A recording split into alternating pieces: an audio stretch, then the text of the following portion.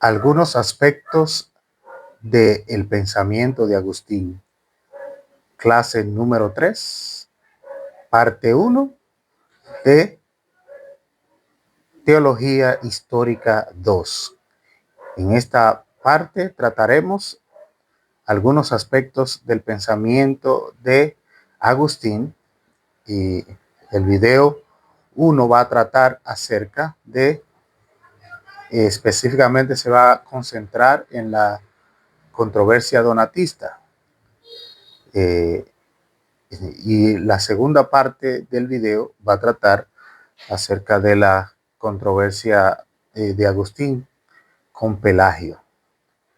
A continuación, leemos la primera parte de algunos aspectos del pensamiento de Agustín. Y ustedes tienen sus bosquejos y que pueden seguirlo en cada apartado de este interesante tema acerca del pensamiento de Agustín. La introducción de este tema trata de específicamente el tratamiento del pensamiento de Agustín y no se tratarán en profundidad ni siquiera los puntos más importantes. Ya se ha mencionado de Trinitate en la lección anterior, el tratamiento que Agustín hace de la Trinidad y las confesiones y la ciudad de Dios deben omitirse sin más, aunque son clásicos a su manera.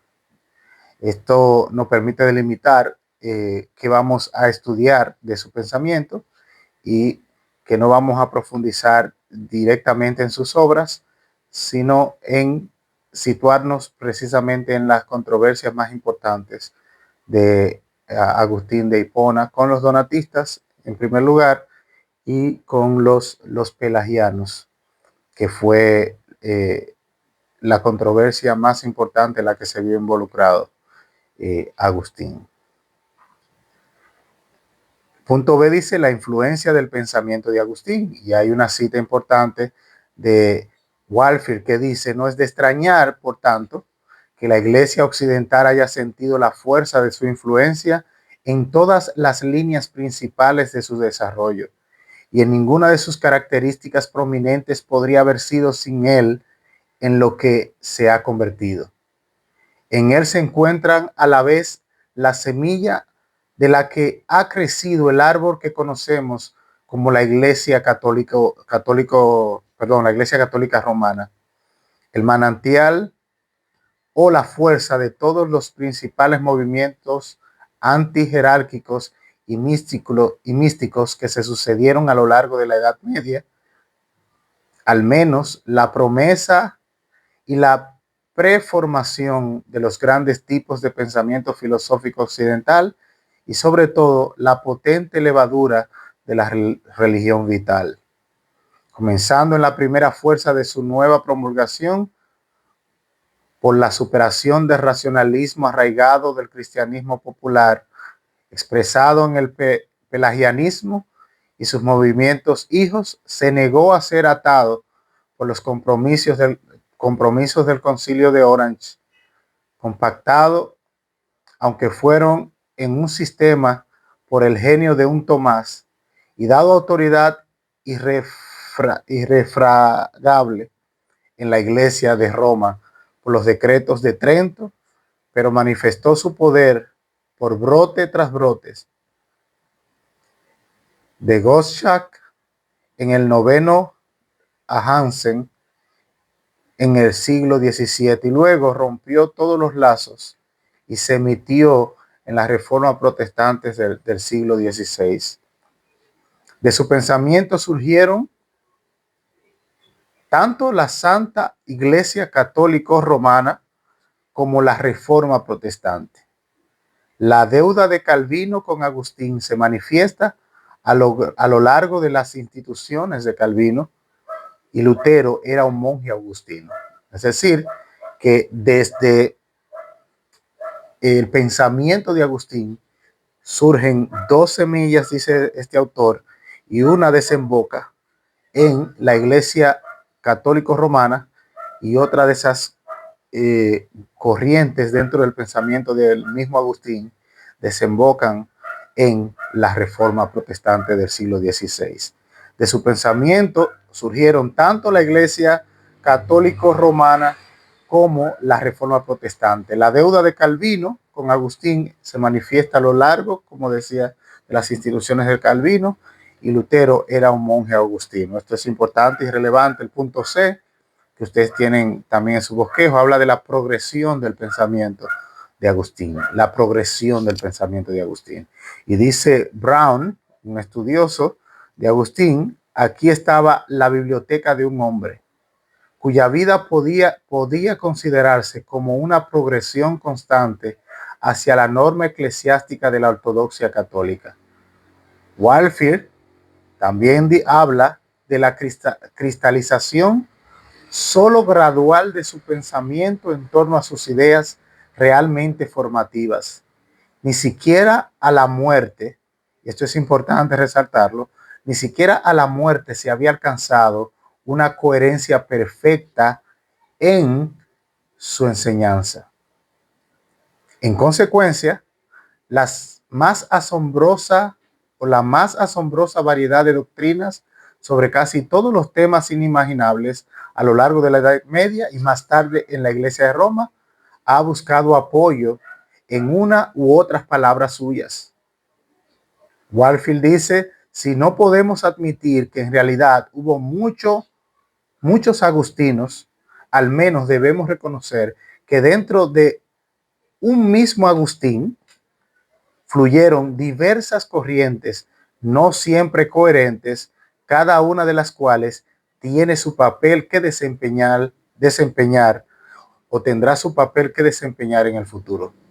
Repito la cita de Warfield, si no podemos admitir que en realidad hubo muchos agustinos, al menos debemos reconocer que dentro del mismo Agustín fluyeron diversas corrientes, no siempre coherentes, cada una de las cuales tiene su papel que desempeñar en el futuro. De la doctrina de Agustín sobre la iglesia surgiría la iglesia de Roma, con su consiguiente doctrina de la gracia. De la doctrina agustina de la gracia surgiría la reforma protestante con su consiguiente doctrina de la iglesia. De esto debemos ver la importancia y el peso de responsabilidad de nuestras palabras y de nuestra enseñanza. Y hay que resaltar enormemente lo que va a decir el autor de este material sobre teología histórica. Y él dice, repito, de esto debemos ver la importancia y el peso de responsabilidad de nuestras palabras y de nuestra enseñanza. Precisamente lo que él dice de Agustín. Agustín, de él salieron dos corrientes de pensamiento que tuvieron efectos diferentes. Una de esas corrientes fue la Iglesia Católica Romana, la Iglesia de Roma, y otra fue la Iglesia protestante. Y quizás él en su momento ni siquiera entendía que estaba delineando dos cosas incoherentes o dos corrientes de pensamiento dentro del mismo que eran incoherentes. Y esto es importante, dice el autor de este material. De esto debemos ver la importancia y el peso de la responsabilidad de nuestras palabras y de nuestra enseñanza. Aunque no en la misma medida, existe el mismo principio para nosotros como pastores. Y el autor habla a los pastores. Las incoherencias de Agustín solo se manifestarían plenamente cuando los dos embriones de su pensamiento se hubieran hecho adultos y se declararan la guerra mutuamente. O sea, las incoherencias de Agustín, de la enseñanza de Agustín, solo se manifestarían en el futuro cuando esos dos embriones de enseñanza se desarrollaran. La pregunta es, ¿en qué embrión se produce el Agustín real y el más profundo? La pregunta es, entonces, ¿cuál de los dos? ¿En el que desemboca en la Iglesia Católica Romana o en el que desemboca o que tiene su máxima expresión, su máximo desarrollo en el catolicismo romano? ¿En dónde se manifiesta o se reproduce el verdadero Agustín? Tres aspectos o áreas del pensamiento de Agustín con lo que queremos tratar en esta lección pueden ser delineados por medio de tres ismos que él combatió. Tres ismos. Que al principio dije que íbamos a tratar el donatismo y el pelagianismo. En realidad son tres ismos y el primero, como habíamos hablado en la primera lección, es el maniqueísmo. Maniqueísmo, el donatismo y el pelagianismo. Esas son las tres principales controversias, pero las primeras dos se tratarán primero y el pelagianismo entonces lo trataremos aparte, siendo esa la controversia más importante, la trataremos aparte eh, para tratarla de manera profunda. En primer lugar, vamos a ver el maniqueísmo. El maniqueísmo. Y aquí observaremos tres cosas de acuerdo a cómo ustedes miran en su bosquejo. Lo primero es su historia, lo segundo, su enseñanza y lo tercero, su exposición. Repito, su historia, su enseñanza y su exposición. Su historia. Las características del maniqueísmo nos obligan una y otra vez a verlo como el último hijo del gnosticismo. Lo que hemos estudiado las cartas de Juan y las cartas a los colosenses, sabemos que hay un gnosticismo incipiente ahí y conocemos algunas de las características por los escritos, las cosas que dice Pablo en esa carta. Sin embargo, aquí el autor está diciendo que el maniqueísmo es el último hijo del gnosticismo. Se señalará el dualismo espíritu-carne, que era característico del gnosticismo. La carne es mala, el espíritu es bueno, pero las similitudes con el gnosticismo comienzan con el hecho de que su fundador afirmaba ser un apóstol de Jesucristo. Es decir, que Mani, el creador del maniqueísmo, se veía a sí mismo como apóstol de Jesucristo. Y eso no es, aunque nosotros vemos eso como algo nuevo, en mucha gente hoy autoproclamándose apóstol de Jesucristo, eso no es nada nuevo, sino que la historia se repite una y otra vez y hay quienes quieren atribuirse ese tipo de oficio que ya se extinguió, y mucho más cuando Mani estaba en su apogeo, que fue en el 276 después de Cristo. Entonces ya no había sucesión apostólica y el apostolado, el oficio del apostolado había cesado ya. Sin embargo, Mani es uno de los que se autoproclama como apóstol de Jesucristo, y dice Brown acerca de Mani: su fundador había sido Mani, el apóstol de Jesucristo. Mani había recibido un mensaje inspirado en Mesopotamia y había sido ejecutado en el 276 después de Cristo por el gobierno persa en instigación de funcionarios religiosos zoroastrios que adoraban a Zoroastro. La extensión de la religión de Mani en el mundo romano cristiano es un síntoma notable de la agitación religiosa de la edad. La posterior expansión del maniqueísmo hacia el lejano oriente es aún más asombrosa. En el siglo VIII después de Cristo existía un estado maniqueo en las fronteras del Imperio Chino.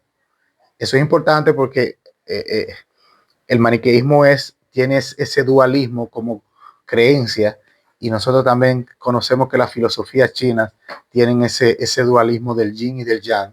O sea que de alguna manera Mani tuvo contacto, y nosotros vamos a ver más adelante con ese sincretismo religioso de unir varias creencias religiosas en una, y una de ellas tiene que ver con obviamente la filosofía griega, que insistía en esa separación carne y espíritu, pero también con filosofías orientales como el mismo budismo. Y eso vamos a verlo más adelante. Sin embargo, hubo un estado totalmente maniqueo en las fronteras de China. En Turfán, los maniqueos dejaron grandes monasterios, frescos que muestran a Mani y a sus austeros seguidores, preciosos manuscritos cuyas miniaturas muestran rituales maniqueos conocidos hasta entonces solo por las obras de Agustín. En el siglo XIII todavía había maniqueos en Fujian. Algunos de los documentos maniqueos más reveladores, y eso es interesante, algunos de los documentos maniqueos más reveladores fueron descubiertos hasta ahora, perdón, todos, algunos de los documentos maniqueos más reveladores descubiertos hasta ahora están escritos en chino, en chino. Ya ustedes pueden saber. Los maniqueos fueron intensamente perseguidos en el Imperio Romano y se les consideraba revolucionarios y tenían una reputación siniestra. Tenían una reputación siniestra. Ya hemos visto entonces su historia, una reseña histórica breve. Ahora vamos a ver su enseñanza. ¿Qué creían los maniqueos? ¿Cuál era su enseñanza? Estamos estudiando en el contexto de su controversia con Agustín, y es importante saber entonces qué enseñaban, porque lo que ellos enseñaban era lo que iba a refutar Agustín. Mani se propuso deliberadamente crear una religión universal, y ahí está el punto, una religión universal. No era una herejía cristiana, no era una herejía cristiana, era yo que tengo un propósito ecuménico, en el sentido de no que haya fuera, o sea, que las religiones se juntan, sino yo crear una universal, la verdadera pero universal. Por lo tanto, el maniqueísmo no era una herejía cristiana. De forma sincrética, combinaba no solo elementos cristianos, sino también gnósticos, budistas y zoroástricos. O sea, del culto persa, del culto chino y del culto gnóstico entonces, que de donde salía la filosofía griega. O sea, los gnósticos salían desde la filosofía griega y habían incursionado dentro del cristianismo en los primeros, el siglo segundo, siglo primero, segundo, después de Cristo. Entonces, sus creencias es un sincretismo que incluye elementos cristianos, elementos gnósticos, budistas y zoroástricos. Debido a este carácter sincrético, Walker dice, su difusión fue rápida en el Imperio Romano y absorbió no solo a muchos de los seguidores del mitraísmo, sino también a los restos de las sectas cristiano-gnósticas y otras herejías primitivas. Su gran crecimiento se producía en los siglos IV y V. La organización básica del maniqueísmo era sencilla, y esta organización que ellos tenían es curiosa, porque divide a su grupo religioso entre dos tipos de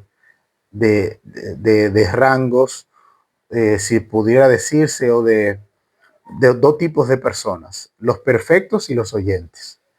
Los perfectos y los oyentes. Entonces, dice,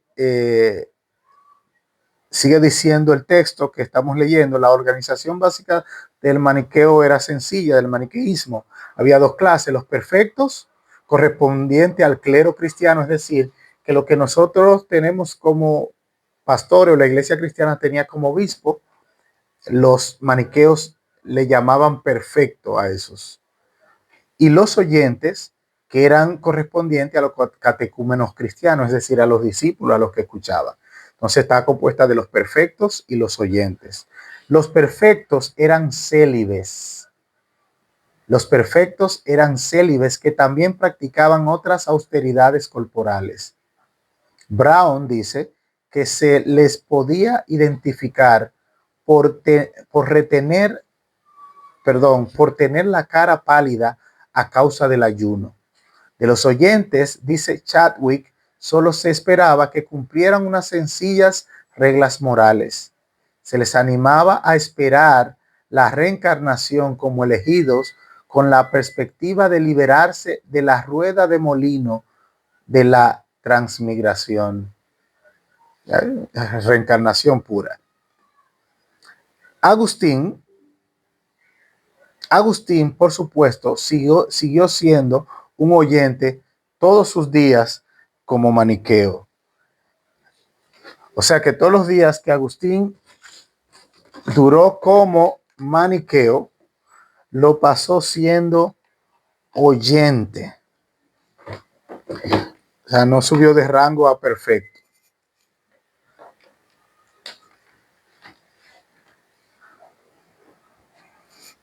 Ok.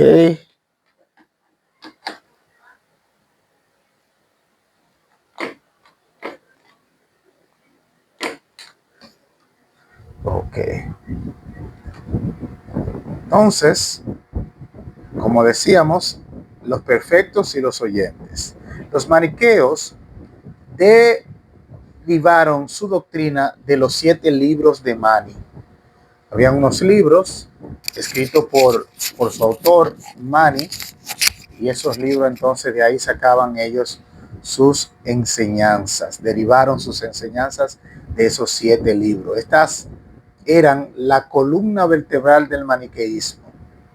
El tipo de maniqueísmo que influyó en Agustín se presentaba a los jóvenes intelectuales como un cristianismo radical y trataba a los católicos corrientes como semicristianos. Era capaz, para satisfacción de muchos estudiantes, de derribar la autoridad de la Biblia y apelar directamente a la razón de sus adeptos. Presentaba a Cristo como no como un legislador con autoridad. Es decir, que el maniqueísmo presentaba a Cristo no como un legislador con autoridad, como se presentaba en el cristianismo católico no africano, sino como un maestro de sabiduría que salvaría a sus discípulos. La enseñanza del maniqueísmo, tal como fue presentada por Agustín, puede resumirse en 3 puntos importantes que ustedes lo ven ahí en su bosquejo. Está el punto de partida, su solución y su salvación. Esos 3 puntos nos muestran la enseñanza general del maniqueísmo. El punto de partida era el problema del mal. O sea, de donde ellos comenzaban su sistema de doctrina o de enseñanza maniquea era partiendo del problema del mal. ¿Cómo resolver el problema del mal? El punto de partida filosófico del maniqueísmo era el problema del mal. Se preguntaban, ¿por qué causa hacemos el mal? Más aún, ¿de dónde viene todo el mal del mundo? Los maniqueos exigían a todo el mundo una respuesta racional a esta pregunta. Ellos decían, dame una respuesta racional y si tú no me das una, entonces nosotros tenemos la respuesta a esa situación del problema del mal. ¿Y cuál fue la solución que ellos le dieron? Bueno, la solución que le dieron al problema del mal fue el dualismo radical. ¿Y a qué nos referimos con dualismo radical? Los maniqueos estaban convencidos de que solo podía darse una respuesta a esta pregunta. Pensaban que solo una respuesta podía satisfacer tanto a los instintos religiosos como a las exigencias racionales de la mente humana. Y ellos tenían la respuesta. ¿Y cuál era la respuesta? Bueno, los maniqueos decían que había 2 principios iguales, eternos y separados. En última instancia, el reino de la luz y el reino de las tinieblas. Ese es el dualismo maniqueo. Hay 2 principios que son iguales, eternos y separados, en última instancia, el reino de la luz y el reino de las tinieblas. Y Brown, explicando esta creencia, dice brevemente: aunque todo el mundo es consciente de la íntima mezcla del bien y del mal en sí mismo y en el mundo que le rodea, era al mismo tiempo totalmente repugnante para el hombre religioso y absurdo para el pensador racional que tal mal procediera de Dios. Dios era bueno y totalmente inocente. Debía ser protegido de la menor sospecha de responsabilidad directa o indirecta del mal. Esta desesperada piedad hacia el ser divino explica la drástica naturaleza del sistema religioso de los maniqueos. O sea, queremos cuidar a Dios de que de él no sale nada malo, entonces todo el mal sale de otro principio que es igual que el eterno, porque él no hace nada malo. Y ahí dice, expresa el autor, eran dualistas. Tan convencidos estaban de que el mal no podía proceder de un Dios bueno, que creían que procedían de una invasión del bien, el reino de la luz, por la fuerza hostil del mal, igual en poder, eterna y totalmente separada del reino, separada, es decir, el reino de las tinieblas. O sea, que el problema del mal era una invasión del reino de las tinieblas en el reino de la luz. Y esas dos fuerzas, según él, el maniqueísmo, son iguales en poder, iguales en eternidad, igual en poder eterna, igual en poder eterna y separada al mismo tiempo. En esta cuestión, los maniqueos eran racionalistas intransigentes. Agustín confiaba en que, como maniqueo, podría defender el principio fundamental de su religión solo con la razón. ¿De dónde vienen estos pecados? Si de un hombre, ¿de dónde viene el hombre?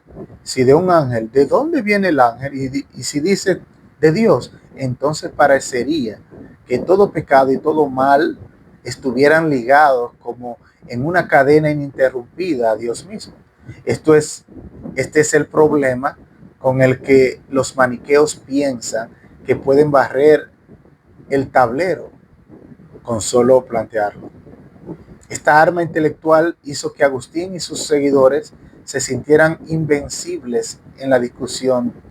Y Agustín dice, siempre suelo ganar más discusiones de las que me conviene, decía Agustín, porque al exponer racionalmente lo que ellos pensaban que era la respuesta al problema del bien y el mal, parecían y eran considerados como racionales e intelectuales al abordar este problema del mal. En tercer lugar está la salvación. La salvación era necesaria porque el mundo era producto de la invasión original de la luz por las tinieblas.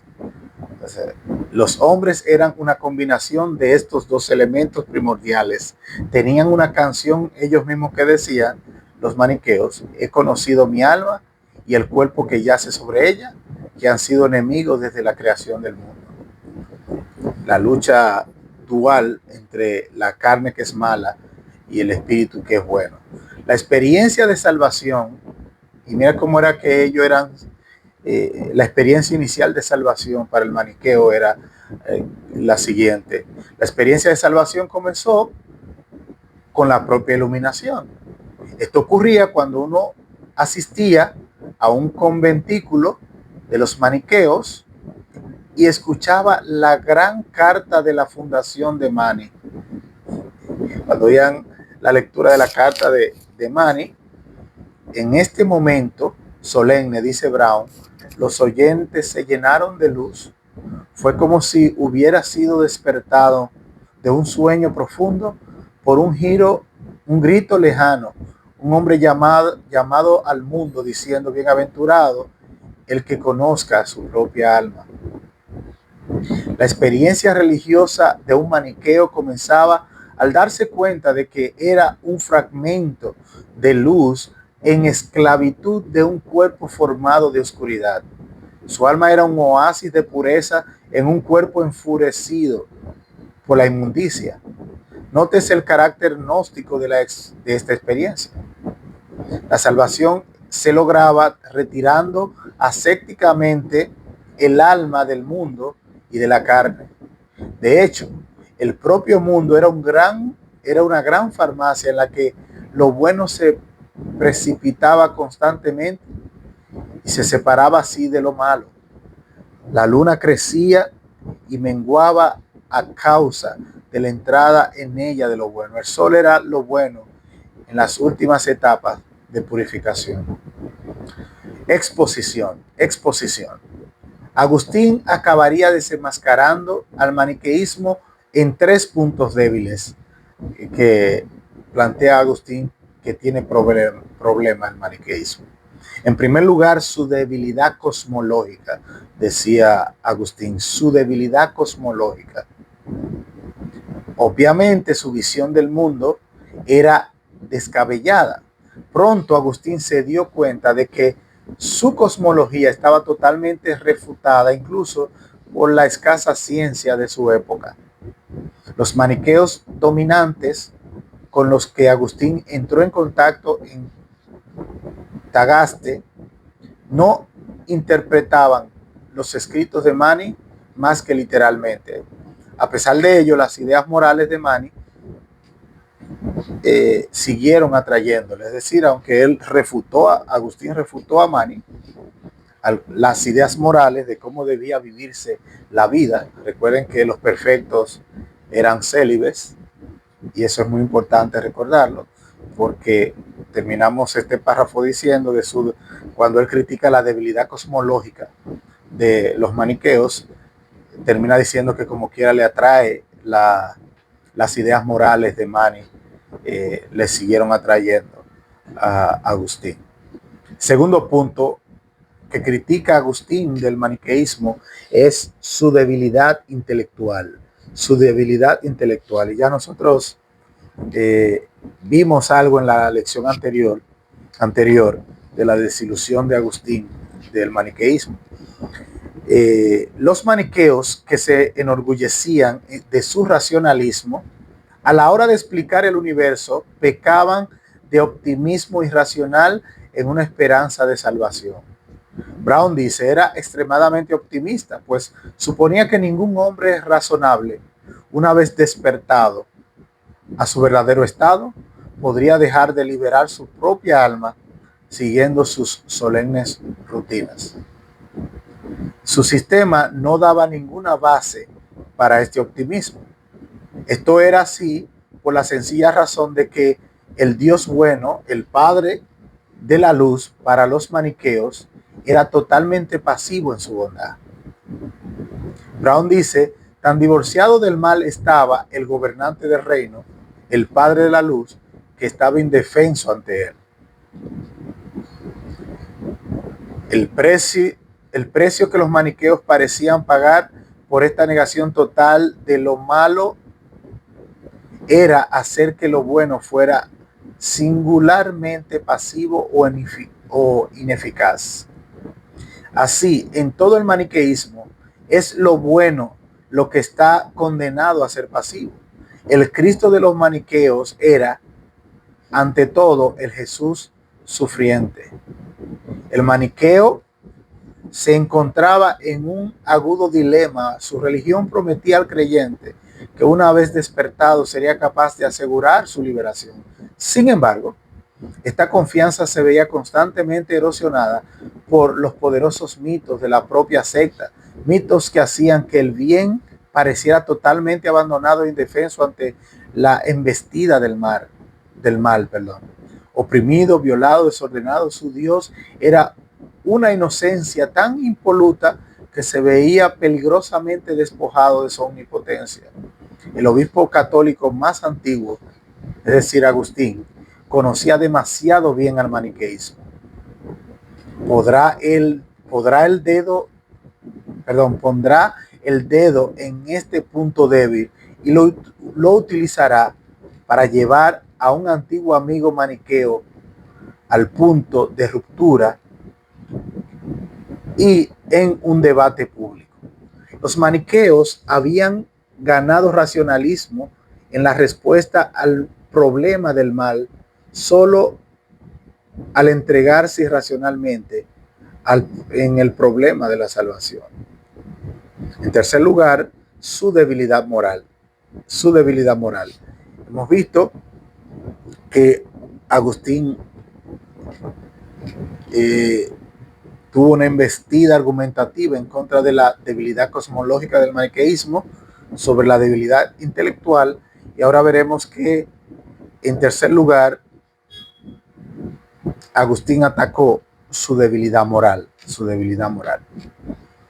¿Y en qué sentido? Si bien él le atraía algunas de las enseñanzas morales del maniqueísmo, reconocía que había debilidad moral por una enseñanza fundamental del maniqueísmo, que era su dualismo en el hombre. Y ya nosotros conocemos la enseñanza. La carne es mala, el espíritu es puro y bueno. Si el el cuerpo es malo y el espíritu es puro y bueno, entonces si el problema es que mi carne es mala, entonces yo no soy responsable. Y si mi espíritu no es contaminado por las contaminaciones del cuerpo, de la materia que es mala, entonces, bueno, yo puedo hacer, yo no soy moralmente responsable. Su dualismo les permitía atribuir sus pecados a la materia de las tinieblas y eludir su responsabilidad. Pero incluso entonces en Roma me uní a esos santos. Me uní a esos santos, engañadores y engañados, no solo con sus discípulos, sino también con aquellos a quienes llaman los elegidos.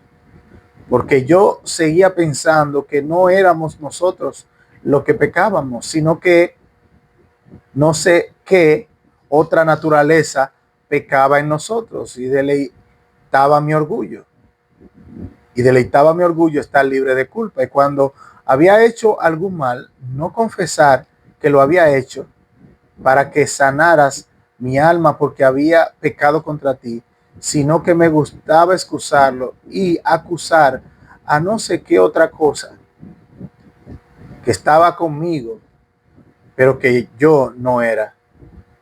Pero en verdad era enteramente yo, y mi impiedad me había dividido contra mí mismo. Y ese pecado era el más incurable, por el cual no me juzgaba pecador. Dice Brown, así Agustín, como maniqueo, podía disfrutar del consuelo muy real de que, a pesar de su intensa ambición, su inquietante relación con su concubina y el omnipresente sentimiento de culpa que tan a menudo enturbiaba sus relaciones con su madre, al menos la parte buena de él permanecía impoluta. O sea, al final yo tengo una parte buena que no se contamina, y era debido a su dualismo maniqueo. Nos hemos visto hasta aquí Agustín con su dualismo maniqueo.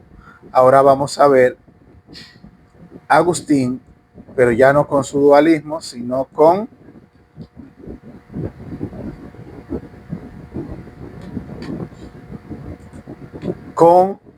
su controversia, con el donatismo. Introducción. Esta es una de las áreas del pensamiento de Agustín más difíciles de tratar por varias razones. En primer lugar, los documentos al respecto proceden del bando católico y no donatista, por lo que pueden estar sesgados. Y eso es importante. Los documentos que tenemos no son documentos donatistas, sino del lado católico, del lado de Agustín y del lado católico. En segundo lugar, tanto Agustín como los donatistas compartían posiciones históricas y teológicas totalmente ajenas a la nuestra. En tercer lugar, nuestra reacción visceral ante la justificación de Agustín del uso de la coacción para convertir a los donatistas es tan fuerte que dificulta la evaluación objetiva de otros aspectos de la controversia. Reseña histórica de la controversia. Vamos a ver los donatistas antes de Agustín.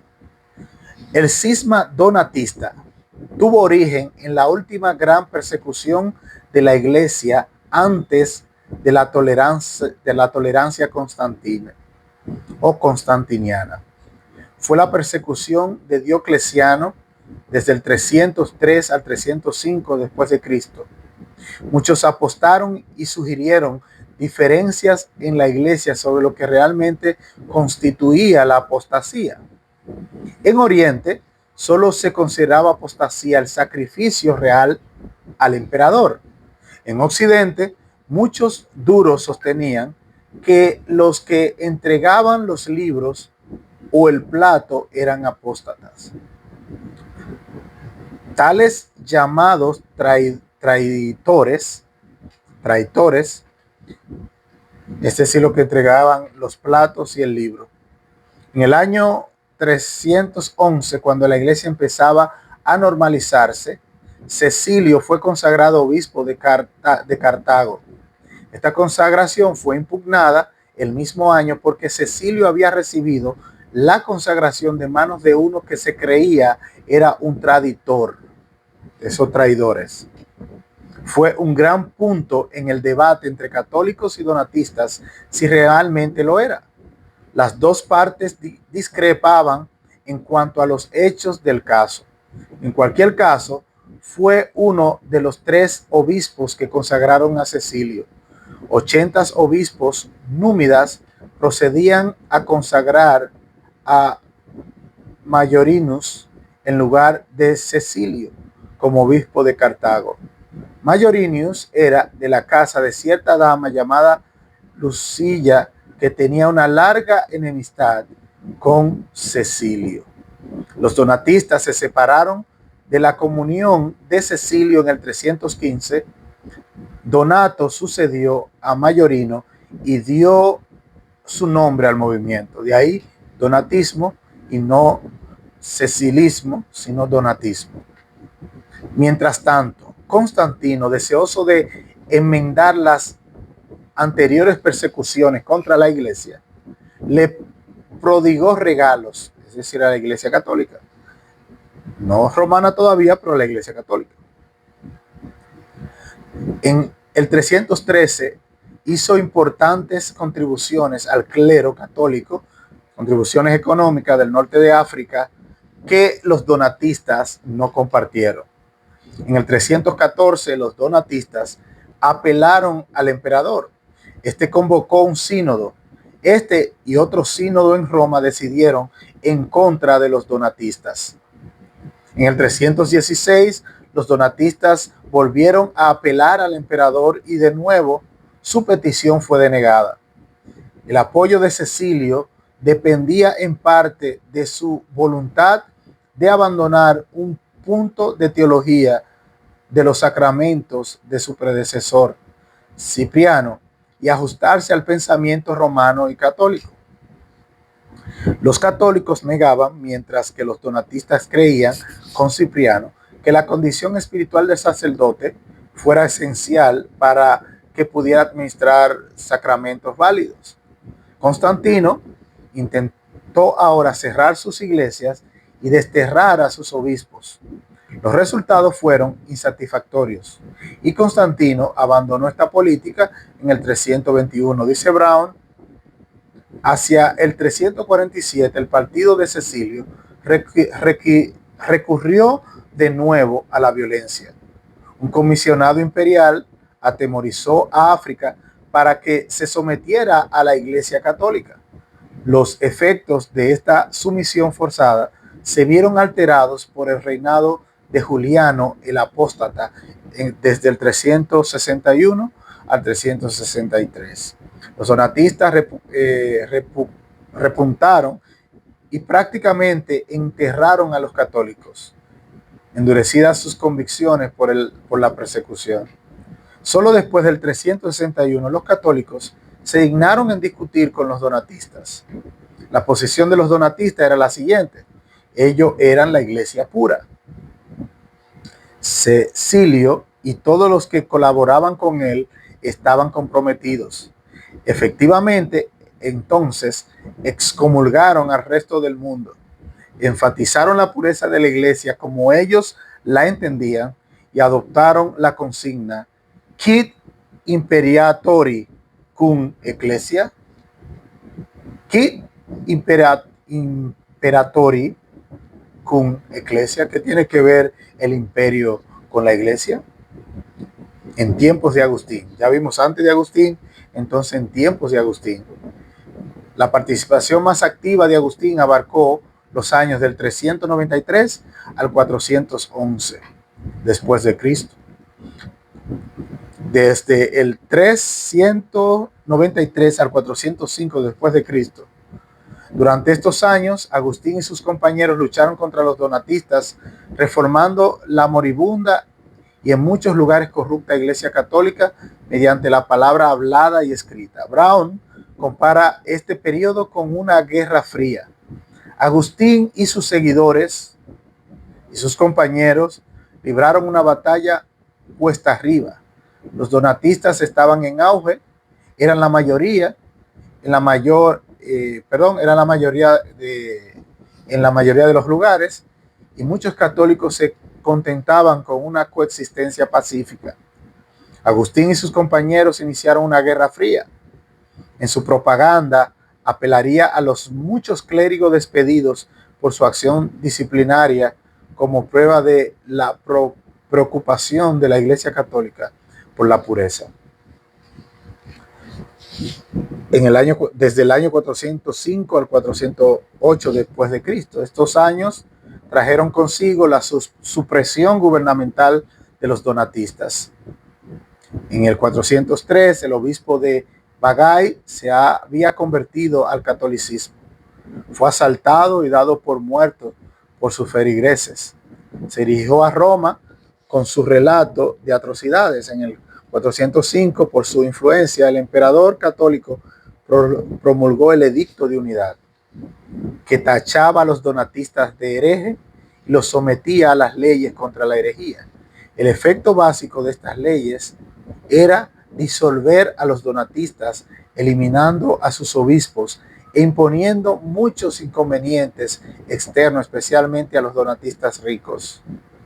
Se aplicó en la ciudad, pero fue imposible aplicarlo en las zonas rurales fuertemente donatistas. Agustín se había opuesto en su principio a la coerción, pero poco a poco se fue acercando a ella. Finalmente se convirtió en su principal teológico. Sin embargo, siempre se opuso a la pena de muerte. Su idea básica era que la coerción era una forma de enseñanza per molestias eruditio. Per modestia eruditio, enseñanza por molestia. Siempre intentó acompañar esta enseñanza física con la enseñanza oral, placando las iglesias donatistas con su argumento contra el donatismo. El idealismo de Agustín no se aplicó en todas las partes. La violencia era difícil de evitar en ambos bandos del país. No todos estaban tan interesados como Agustín en la enseñanza de los donatistas. Año 410 después, 409-410 después de Cristo. Debido a la campaña de Alarico el Godo en Italia, en la que finalmente saqueó Roma, el gobierno romano perdió interés en imponer la unidad católica en el norte de África. Los donatistas resurgieron. El obispo donatista de Hipona regresó triunfante al frente de una banda de circuncellones,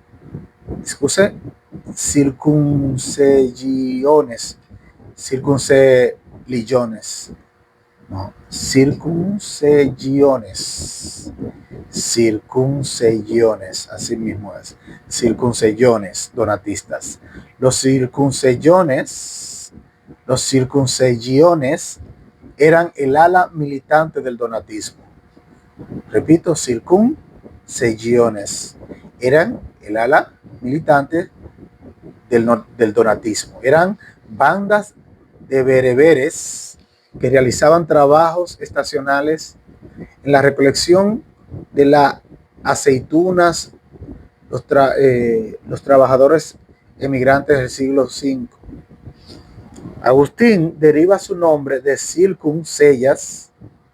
Este nombre indica que tenían por costumbre viajar entre los diferentes santuarios de mártires de los donatistas. Eran dados a la violencia y podrían atacar iglesias y hogares católicos desprevenidos al grito de "Alabado sea Dios".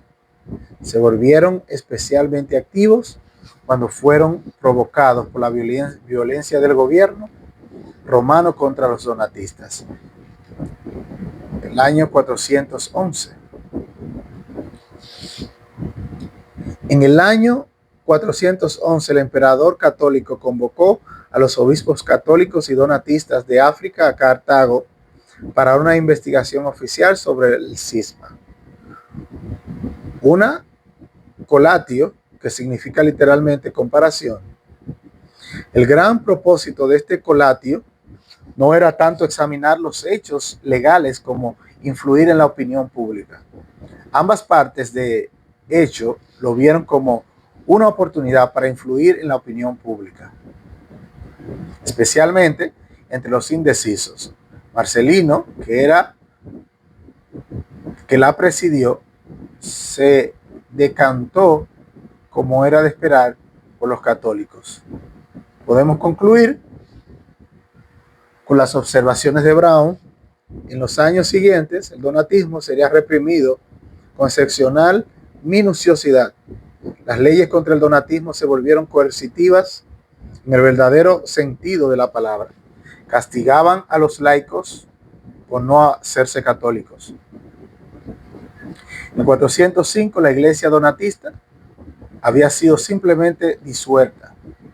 Se la había privado de sus obispos, de sus iglesias, de sus fondos, de sus miembros.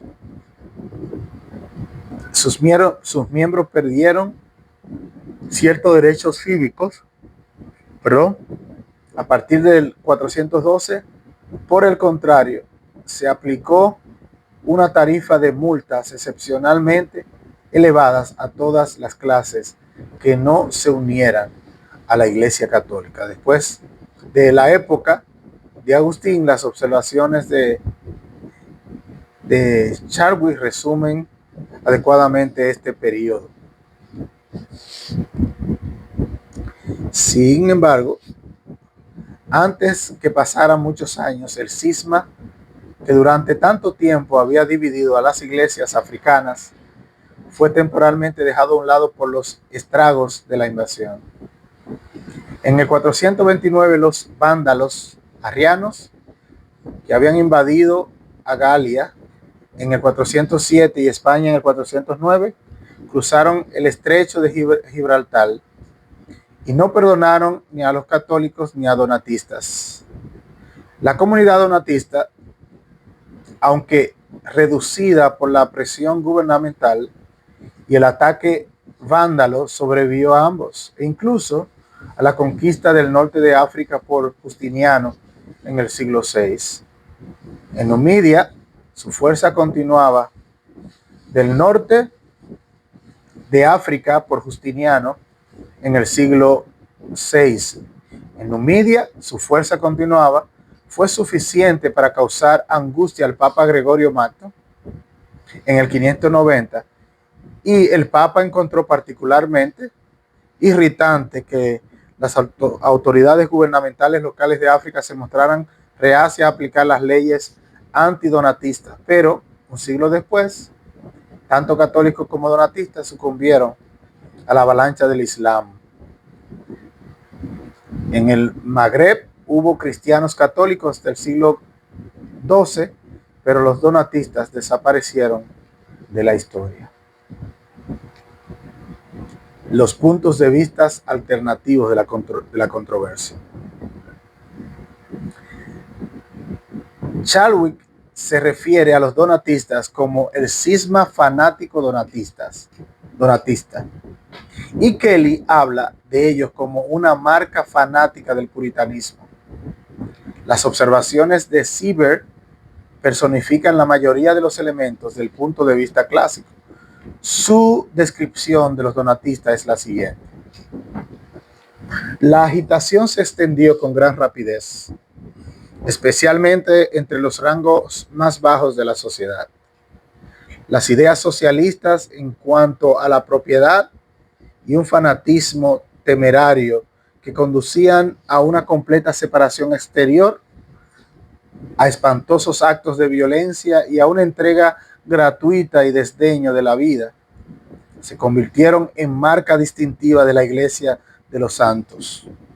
Contra esto, la Iglesia y el Estado se mostraron impotentes por igual. Las medidas restrictivas fueron incapaces de suprimir el movimiento. El obstáculo más serio que encontró el partido fue su división en grupos mutuamente antagónicos. El destino de los separatistas. El obstáculo más serio que encontró el partido fue la división en grupos mutuamente antagónicos, el destino de los separatistas. Agustín, poco después de acceder al episcopado, dedicó toda su energía a la tarea de reconciliar a las facciones enfrentadas. El resultado fue la conferencia de 3 días en junio de el 411. Aquí se discutieron tanto las cuestiones históricas como las doctrinales.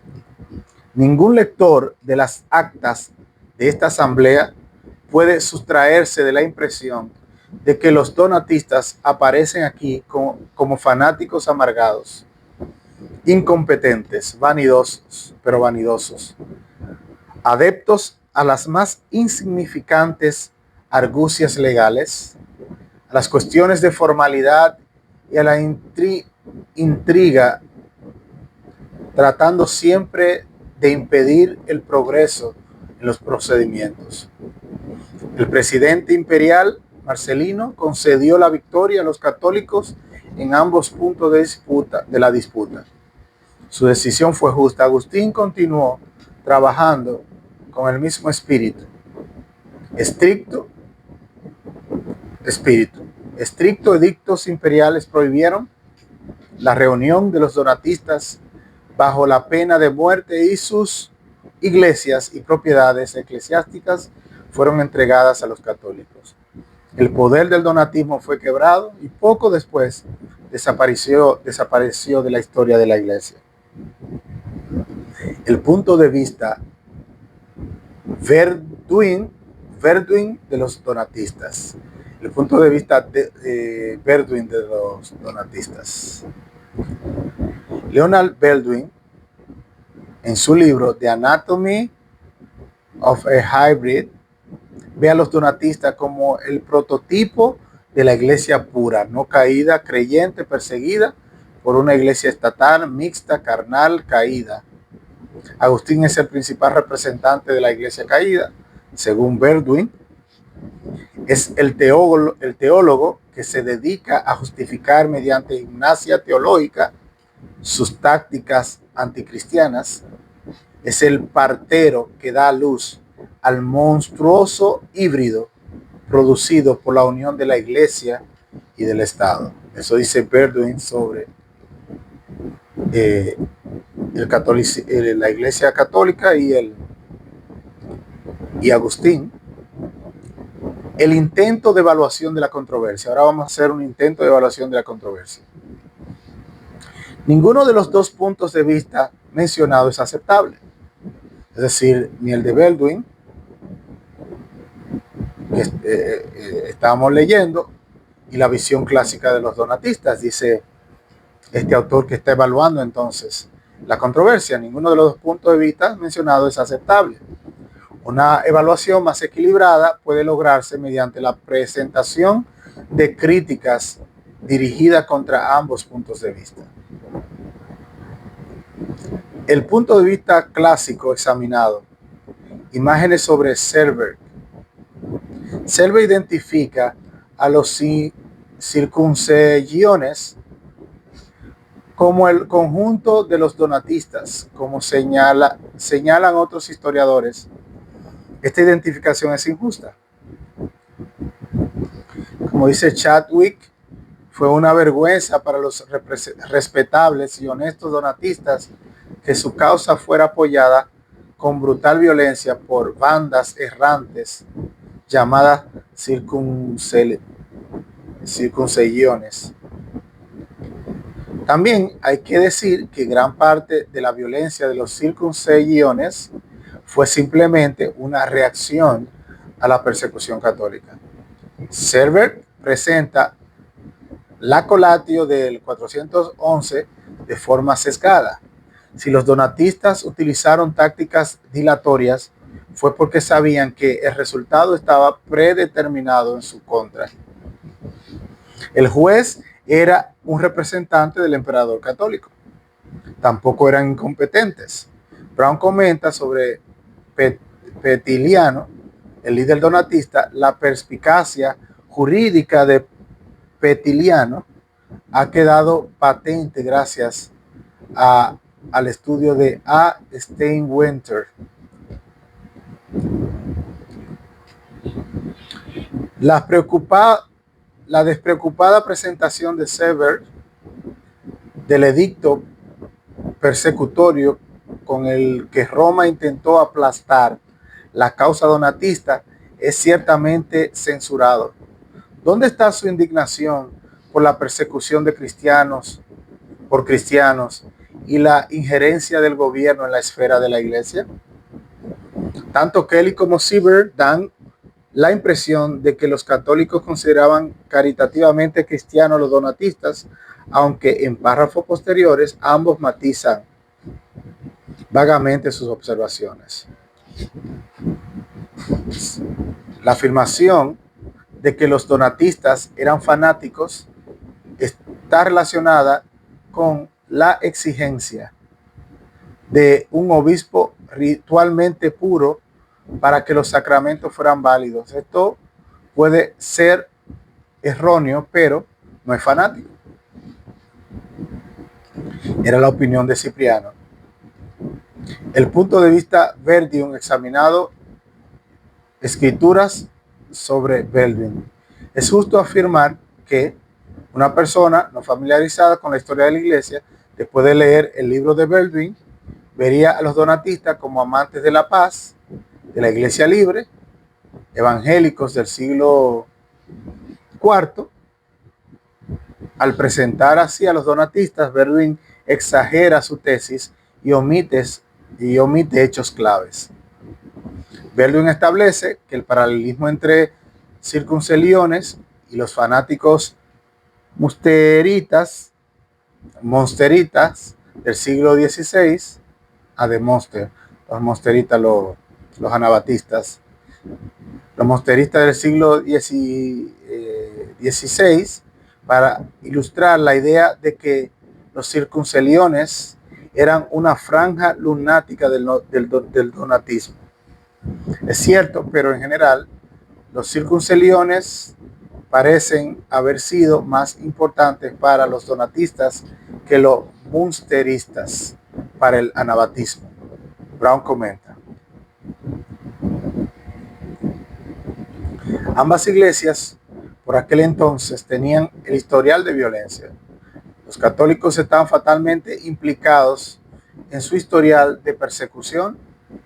En los tiempos de Macario y Agustín solo pudo eludir este incómodo recuerdo dando publicidad a las brutalidades esporádicas de un ala extrema de la iglesia donatista, los circunceliones.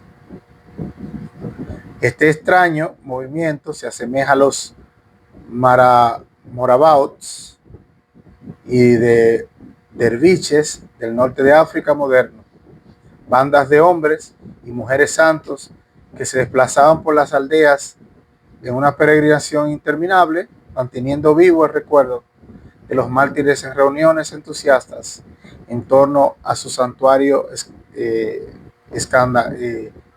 encalados. Una combinación de gitano y evangelista caliente itinerante. Cualquier intento de Agustín y sus colegas de alterar el status quo, evitando predicadores a la zona donatista, enviando predicadores a la zona donatista y más tarde utilizando la fuerza contra la iglesia donatista, fue frenado por estas bandas. Comparada con la creciente presión de las persecuciones católicas, la violencia de los circunceliones siempre parecía errática y sin rumbo. Y en Hipona, en cualquier caso, la violencia alcanzó un clima sobre como respuesta el uso de la fuerza por parte de los católicos. Alcanzó su clima solo como respuesta al uso de las fuerzas por los católicos. Pero tales incidentes aparecieron en los titulares. Harán que el relato de Agustín sobre el donatismo se perpetúe con relatos de atrocidades tan espantosas como las relatadas vívidamente.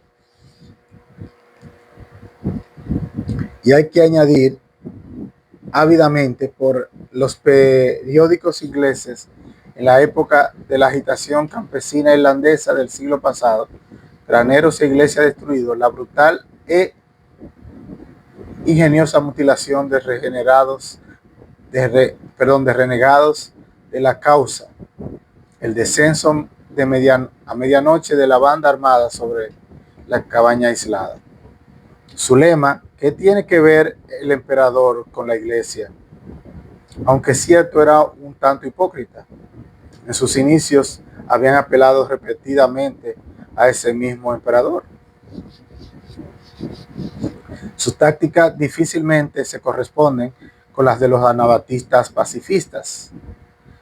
Apelaron a las leyes imperiales contra los herejes para resolver cismas propios.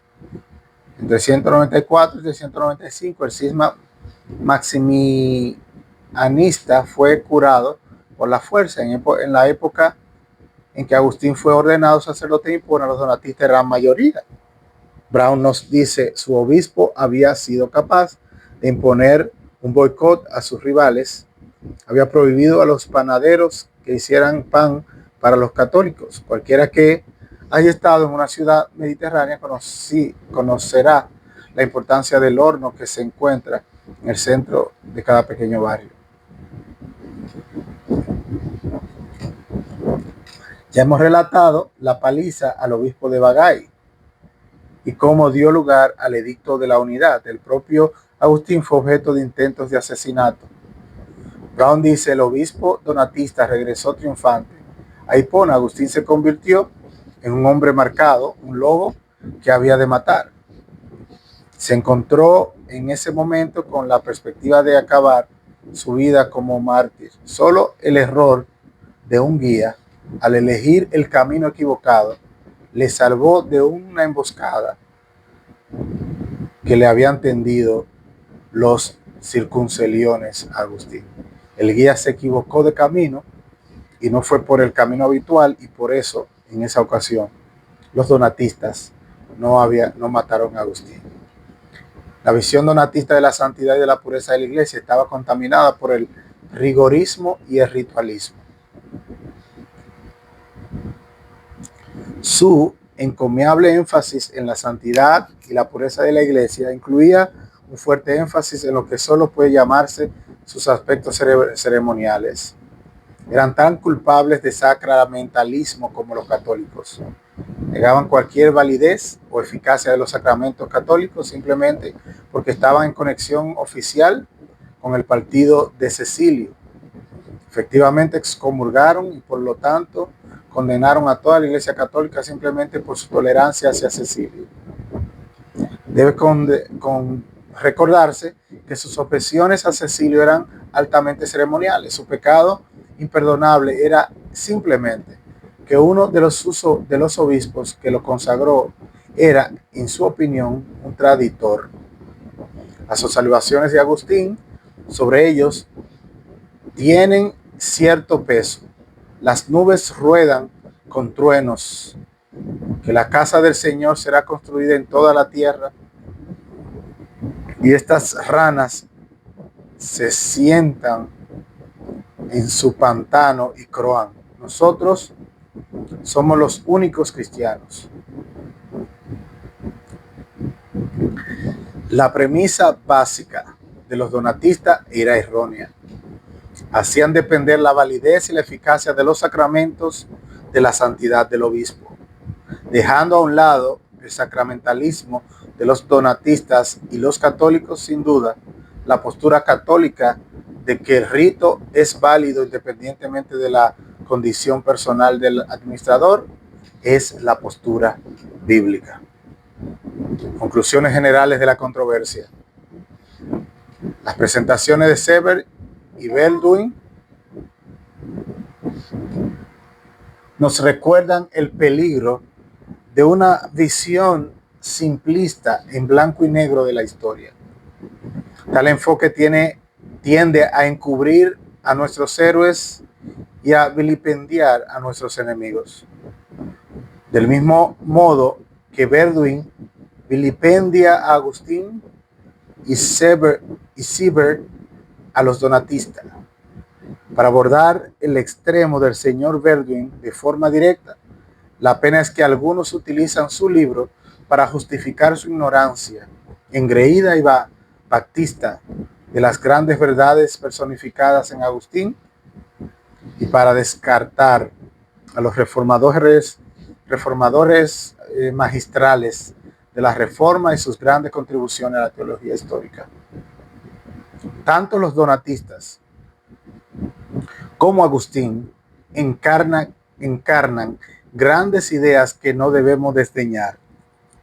Con esta perspectiva general en mente, hay tres conclusiones prácticas que debemos extraer de la controversia donatista. ¿Cuáles son esas tres enseñanzas prácticas o conclusiones prácticas? En primer lugar, el movimiento donatista, especialmente en sus inicios, ilustra el peligro de devaluar la unidad de la Iglesia. Fueron culpables de un cisma injustificable por su rigorismo no bíblico. La actitud de Agustín, parafraseada por Seeber con las palabras "solo el orgullo y la falta de amor pueden impulsar a un cristiano a dividir la unidad de la Iglesia", esta frase encarna un énfasis crucial en la importancia casi primordial de la unidad de la Iglesia. Sin duda, estas palabras son una afirmación exagerada, pero encierran una sólida visión de la razón demasiado frecuente de la desunión del cuerpo de Cristo.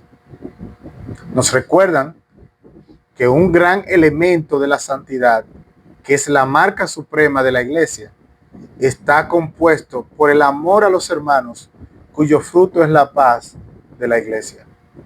Después de todo, fue suficiente la disputa original de los donatistas, incluso si tenían razón en sus argumentos históricos, para dividir a la Iglesia. Fue el hecho de que uno de los tres obispos que consagraron a Cecilio fuera un traditor, suponiendo que esto, por el bien del argumento, suficiente garantía para cismatizarse. Tal vez más tarde su movimiento llegó a encarnar ciertos principios que podrían haber sugerido este curso, pero durante todo el tiempo del cisma, los católicos y los donatistas estaban en completo acuerdo sobre las cuestiones de la doctrina cristiana. El mismo orgullo, voluntad propia y falta de amor que discernimos en los donatistas habitan en nuestros corazones. ¿No habéis sentido a menudo como yo estos elementos del pecado restante agitándose en nuestros corazones? Las sutiles sugerencias y susurros del maligno deben ser resistidos y su cabeza aplastada por el ferviente amor a los hermanos. Apreciemos con Agustín la unidad bíblica y la catolicidad de la Iglesia. En segundo lugar, Agustín fue uno de los más grandes hombres, si no el más grande, que el Espíritu Santo haya dado a la Iglesia. Y sin embargo, fue el primero y el principal arquitecto de la justificación teológica del uso de la coerción física para imponer la unidad de la Iglesia. Fue a sus escritos que el monstruo romano acudiría para justificar sus baños de sangre. Cuando todo lo que se ha dicho a modo de calificación legítima de la verdadera enseñanza de Agustín, esta mancha no puede ser eliminada de su vida. Esta es una gran advertencia contra un apego demasiado grande a cualquier maestro no inspirado. Repito, esta es una gran advertencia contra un apego demasiado grande a cualquier maestro no inspirado. En tercer lugar, los donatistas, bajo la presión de las circunstancias históricas, llegaron a defender ciertas ideas generales sobre la naturaleza de la Iglesia y la relación de esta con el Estado y el mundo, la relación de esta con el Estado y el mundo, que se aproxima y anticipaban a los puntos de vista bautistas posteriores. Muchos de los que repugnan la teología bautista histórica fue sostenido, mucho de lo que repugna a la teología bautista histórica fue sostenido por los donatistas. Sin embargo, abrazaron ideas que, con el desarrollo y en el contexto de una teología diferente, se convertirían en los principios de la Iglesia reunida y la separación de la Iglesia y el Estado.